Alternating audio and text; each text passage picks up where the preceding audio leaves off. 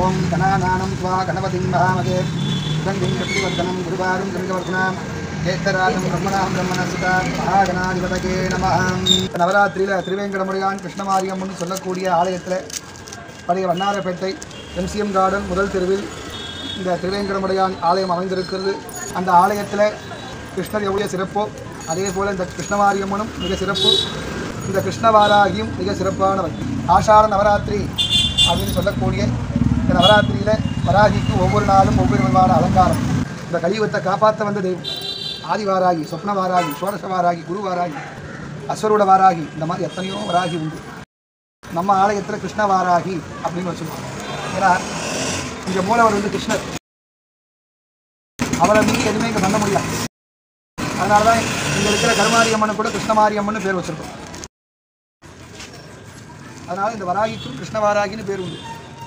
அதனால் இங்கே யார் யார் எதுக்காக வந்திருக்கிறீங்களோ உங்கள் குறையெல்லாம் தீரணும். இன்றைக்கி அம்பாளுக்கு மஞ்சள் மாலையால் அலங்காரம் பண்ணியிருக்கிறோம்.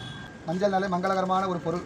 மஞ்சள்னாலே எல்லா காரியங்களையும் வெற்றியடை செய்யக்கூடியது. மஞ்சள் அப்படின்னா தீர்க்க சுமங்கலின்னு அர்த்தம், மகாலட்சுமிக்கு உட்பட்டதுன்னு அர்த்தம். நல்ல விஷயங்களுக்கும் நல்ல காரியங்களுக்கும் இந்த மஞ்சள் அவ்வளோ ஒரு முக்கியத்துவமானது. சமையலும் சரி பக்தியும் சரி இந்த மஞ்சள் இல்லாமல் நடக்காது. இந்த மஞ்சள் பல விதமான வியாதிகளையும் தீர்க்கும். நோய் எதிர்ப்பு சக்தியும் உண்டு.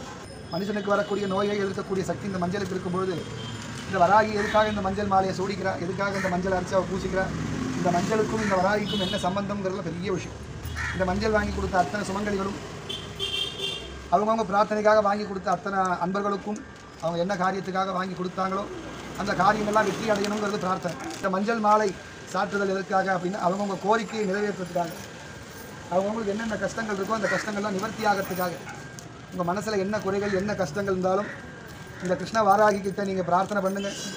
கை மேலே பலன் உண்டு. பக்திங்கிறதே நம்பிக்கை. அதை யோசிக்கவோ அதை நினைக்கவோ மறுக்கவோ கூடாது. ஏன்னா இது நடக்குமா அப்படின்னா அது பக்தி கிடையாது, அது சந்தேகம். நடந்தாலும் நடக்கலனாலும் அவருக்கு காலடியை கட்டியமாக பிடிச்சிக்கிட்டால் எல்லாமே நடக்கும். வாராகி யார் உள்ளன்போடு நினைக்கிறாங்களோ அவங்க வாழ்க்கையில் எல்லா விதமான பிரச்சனைகளும் எல்லா விதமான கஷ்டங்களும் தீரும். அவள் கலியுக தேவதா, கலியுக தெய்வம்.